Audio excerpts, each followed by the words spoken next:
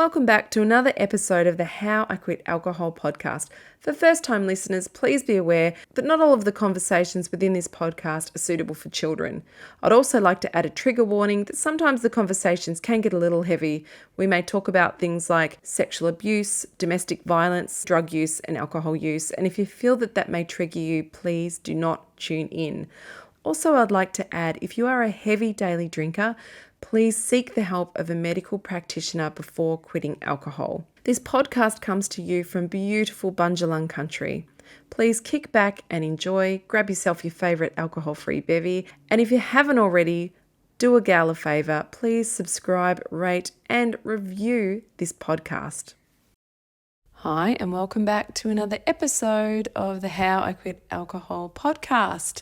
Today I'm going to do another little mini-sode that I thought you might find useful. I want to start posting some little mini-sodes on things that might help you through this sobriety journey, particularly for people who are early on. Actually, you don't even need to be early on. You can be 2 years down the track, 10 years down the track.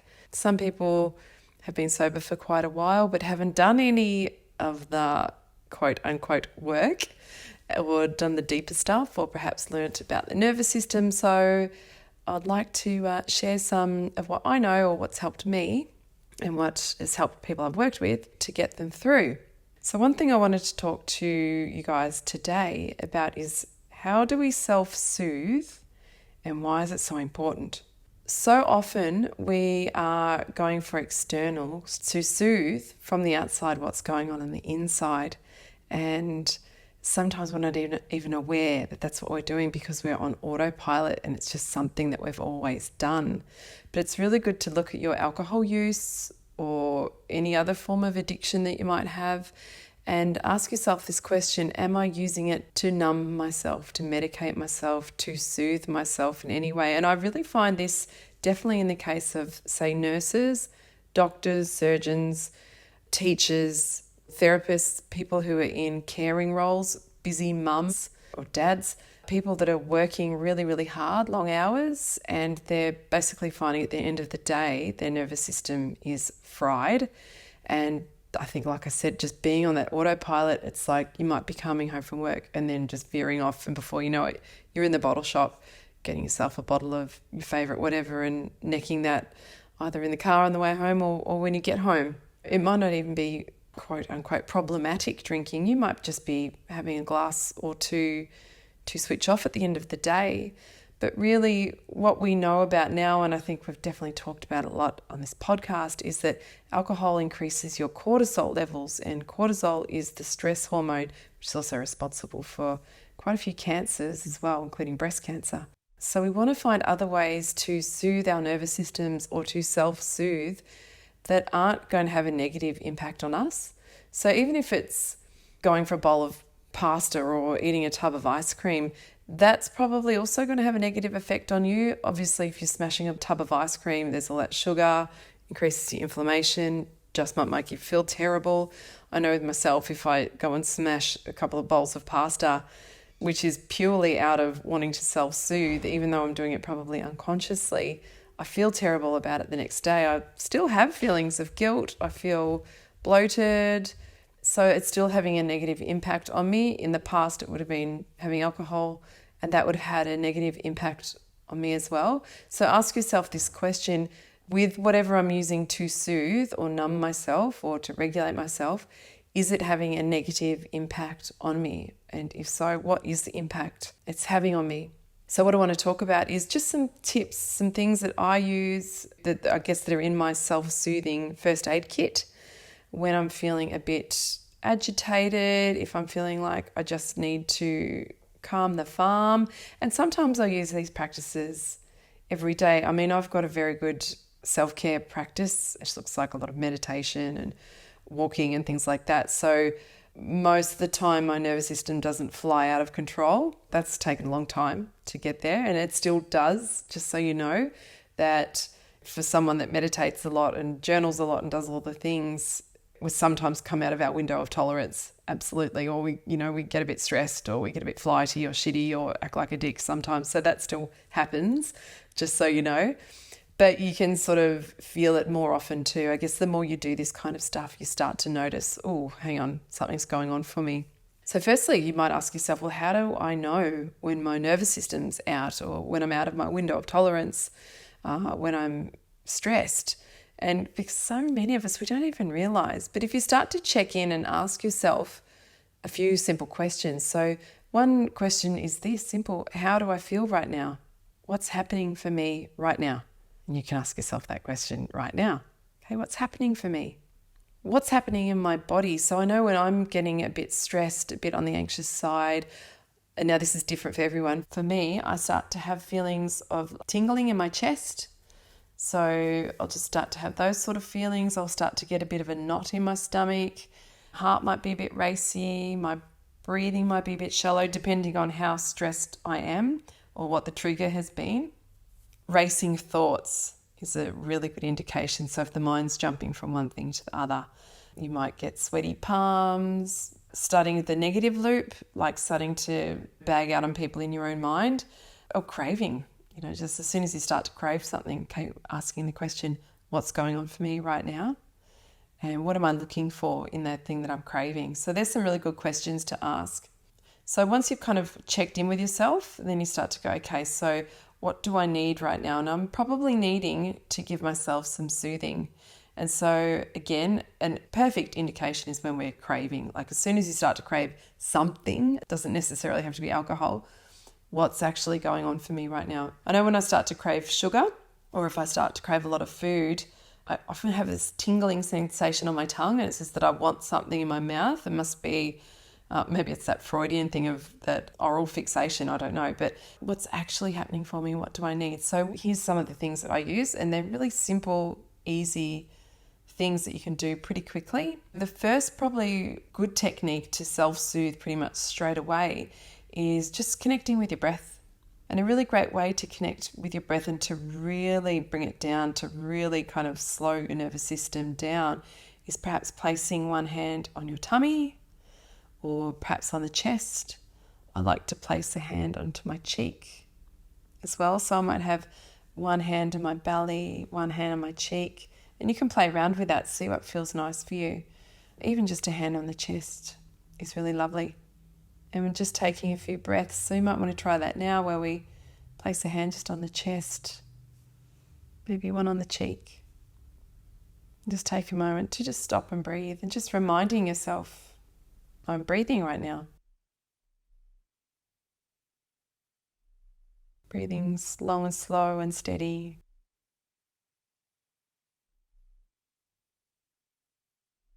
Seeing if you can extend your exhale. If you're sitting in the car doing this, obviously don't do it while you're driving. You might sway from side to side. If you're standing up, you might go from foot to foot. You might pat yourself a little bit like you're patting a baby's bum. That's a really nice practice. You might rub your chest a little bit. You might, if you're on your own, say words like, shh, shh, shh, shh, it's okay, it's okay. We're okay. You might pat your chest a little bit. That's a really nice soothing practice. So that's a beautiful self-soothing technique that you can do if you're feeling a bit revved up. All right, so that could be a really good one to do on the way home from work, before you're going into the house. It doesn't take long. Sometimes 3 to 5 breaths is enough just to calm the farm a little bit. That's one self-soothing technique. Another thing is, like, I run a bath. Like as soon as I get into water, everything just drops for me. And warm water in particular, just boom. Like if I want to really break a state, I go and have a cold shower. But if I want to really soothe myself, if I need a bit of soothing, a beautiful warm bath. And if you don't have a bath, if you don't have access to a bath, just a nice long warm shower could be nice. And feel the water on your skin. Notice different areas of the body where you might let the water run, and tuning into that. For me, I love to run a bath with some magnesium, some Epsom salts. I might light a candle, dim the lights. I always put essential oils in my bath, a relaxing blend or a bit of lavender.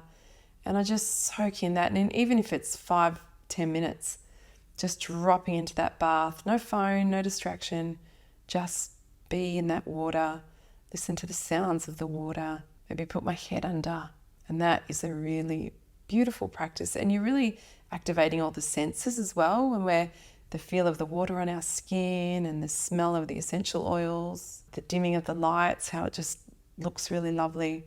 So that's a really nice practice as well. Another great practice is just having a cup of tea. Like have a nice warm cup of tea or hot chocolate, something like that, and placing your hands around the cup. So you're kind of holding the cup in both hands and noticing how that feels. It can be very comforting just to sit with a cup of tea, have your hands feeling the warmth of the cup is really, really beautiful as well. And it's really nice if you're going to do that as a self-soothing practice. I really say try and put your phone away for 5 minutes just to sit, take some breaths, take it in. And that is a really beautiful practice, giving yourself the permission. This is a great one for people that are working, have busy day jobs. Again, your nurses, your doctors, your teachers, coming home from work, giving yourself the permission to sit down and take a moment, because oftentimes we don't give ourselves permission unless it's to have a glass of wine. That's our permission to switch off. You can change that to, I'm still going to give myself permission to switch off, but I'm going to do it with something that doesn't have a negative impact on me. That's not going to raise my cortisol levels. That's going to actually keep me feeling steady and calm and just bring me back into a sense of peace. So that's a really nice practice. So a cup of tea, hands around the cup, and just sit and just be.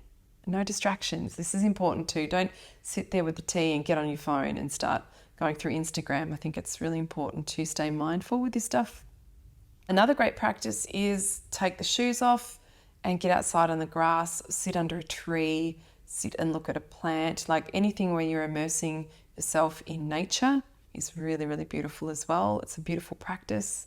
And just to sit and look, observe the plant. And another great thing I love to do is to observe the plants and trees, but seeing them, now this sounds a bit crazy, seeing them without labeling them. So not calling it a tree, seeing it as a being. It's really interesting. I challenge you all to go and try that when you're out walking or driving, to just see them as this thing that's there living and breathing. It's quite an amazing feeling. I find that really grounding, and also reminds me that we're not alone. It's a really beautiful practice because we see it as something else. It's not just a tree, it's a living, breathing thing. That's beautiful. I did hear that on an Oprah podcast once, and I don't remember. It might have been Wayne Dyer. I don't recall. But ever since I heard that, I've done that as a practice, and so has Ash. And we often marvel at that when we do it. It's like, oh, wow, it's amazing. So, try getting out into nature and observing some plants around you is beautiful. If you can't get out into nature, it might be an indoor plant, or it might be go and get some indoor plants and have them around you, have them in your space is really nice. This one I use if I'm really revved up, child's pose. Child's pose for me is perfect. If I really need to calm down, if I tune in and ask myself, what do I need? If I'm really upset, if I've had an interaction with someone that's made me upset, or I don't know, if something's just, really got me by the balls a bit emotionally, I just get down into child's pose. Also do this after, like if I've had back-to-back coaching clients all day. So if I've had 6 people, that's a big day for me. It's quite a lot on my nervous system. And even if I am taking breaks in between to gather myself, just at the end of the day, just getting into child's pose and just being, sometimes I come in and out, sometimes I'll go with my breath up into, like tabletop and then back down into child's pose. But just being in child's pose is enough. And just to stay with your breath there, and gosh, even 3 to 5 minutes of just staying there in child's pose. You might stretch out a little bit, you might wiggle a little, that's okay. Whatever works for you. That's probably the Mac Daddy of them all for me if I'm super, super activated. But all of those practices, I think there's 5 there, are awesome little tools to have in your little self-soothing first aid kit to help you. And if you can start to make that a practice, you'll start to become more familiar with yourself and more familiar with your triggers and what's going to help you, rather than going for the external and, like I said, something that's going to have a negative impact on you. So that's just some suggestions from me. please feel free to share. I'll do a post about this as well on Instagram. Please feel free to share what works for you, but write them down too. Another great practice is to, maybe after listening to this episode, get out your journal, get out pen and paper, and write down what could be some possibilities for you that are going to work for you to self-soothe. So because what I've suggested might not work for you, it might be something else. I think one thing to really focus on is that we're not distracting ourselves. We're not like I said, we're not getting on the phone, or we're not going for Netflix. We're actually doing something where we're going a bit inward, and we're being very mindful to regulate ourselves. So we want to stay inward, to stay present with ourselves. So thinking, what are some things I could do? What could I put in my toolkit, in my first aid kit, that will help me soothe myself when I'm dysregulated, when I'm out of my window of tolerance, when I'm feeling wigged out, when I feel like shit. However you want to put it, in whatever terms you want to put this is fine. It's up to you. But put down pen to paper. It really does help to solidify it in the mind as well. So that's why, like, whenever I talk about having a plan, I always say write it down. When you do gratitude practice, write it down. And definitely when you're working on your own first aid kit, write it down, and you've got something to refer to then. You might want to put it in your car on a sticky note, and you might want to put it at the front of your journal, or you might want to stick it up on your fridge. You might get the family to get together and work on it together. What's something that we could do as a family? Or ask your husband, what does he do? Or you ask your wife, what does she do? Or what would help her? Ask the kids, what would help you feel better when you're feeling a bit yuck? And what a great thing to teach our kids, hey? Rather than them going for externals, hey, if you're feeling really crappy, what's something that you could do that's going to make you feel a bit better? So anyway, I hope you find that helpful. Let me know what you think, and please share this with someone that you feel might need it. And if there's anything you've got any questions about, feel free to hit me up, and I can always do a little mini solo episode on whatever it is that you want some direction on or guidance. I'll do my best. I can't guarantee that I'll have the answer, but I can definitely speak from my own experience, hopefully, and be able to help you. So again, I hope that helps, and see you soon.